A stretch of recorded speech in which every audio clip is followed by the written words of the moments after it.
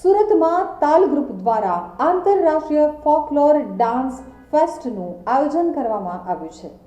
સુરત સહિત અમદાવાદ અને નવસારીમાં આંતરરાષ્ટ્રીય ફોકલોર ફેસ્ટિવલનું આયોજન કરવામાં આવ્યું છે, જેમાં અલગ અલગ 5 દેશના નૃત્યકારો પોતાના લોક નૃત્યને રજૂ કરનાર છે। આગામી 8મી માર્ચથી 11મી માર્ચ એમ 4 દિવસ યોજાનારા આ ફેસ્ટિવલમાં ભારત સહિતના દેશોની કલા સંસ્કૃતિને માણવાનો મોકો પણ આ વિદેશથી આવતા ગ્રુપ્સને મળશે। સમગ્ર કાર્યક્રમ અંગે તાલ ગ્રુપના કૃતિકા શાહે જણાવ્યું હતું કે આ આંતરરાષ્ટ્રીય folk floor festival Romania, Poland, Sri Lanka, Thailand અને ભારતના કલાકારો પોતાના દેશની સાંસ્કૃતિક ધરોહરને વાચા આપતી પ્રસ્તુતિ રજૂ કરશે। સમગ્ર ફેસ્ટિવલનું આયોજન ગુજરાતના અલગ અલગ શહેરોમાં કરવામાં આવ્યું છે। સાયન્સ સેન્ટર ખાતે 8મી માર્ચના રોજ સાંજે 5 વાગે ઉદ્ઘાટનની સાથે સાંસ્કૃતિક કાર્યક્રમ યોજાશે, તો 9મી માર્ચના રોજ અમદાવાદના ગ્રામશ્રી ટ્રસ્ટ ક્રાફ્ટ રૂટમાં સાંસ્કૃતિક કાર્યક્રમ યોજાશે, જ્યારે 10મી માર્ચના રોજ નવસારીના દાંડી ખાતે 5 દેશના કલાકારો મુલાકાત લેનાર છે, જ્યારે 11મી માર્ચના રોજ વીર નર્મદ યુનિવર્સિટી ખાતે આવેલા રંગમંચમાં સાંસ્કૃતિક કાર્યક્રમનું આયોજન કરવામાં આવ્યું હોવાનું વધુમાં જણાવવામાં આવ્યું છે।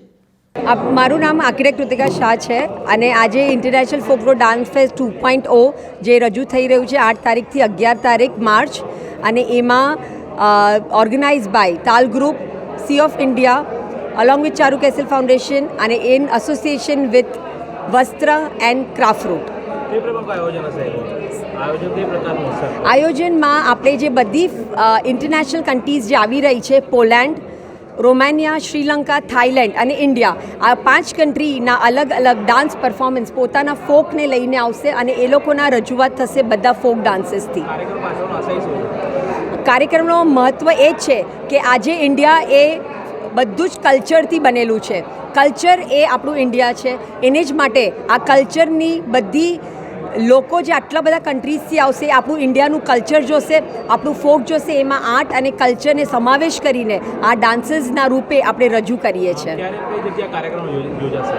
તારીખ 8 સાયન્સ સેન્ટર પર છે સાંજે 6 વાગે, 9મી તારીખે ક્રાફ્ટ રૂટ પર છે અમદાવાદ સાંજે 6 વાગે, 10મી તારીખે અમે એ લોકોને દાંડી લઈને જઈ રહ્યા છે અને 11મી તારીખે સાંજે 5 વાગે સાઉથ ગુજરાત યુનિવર્સિટી પર છે।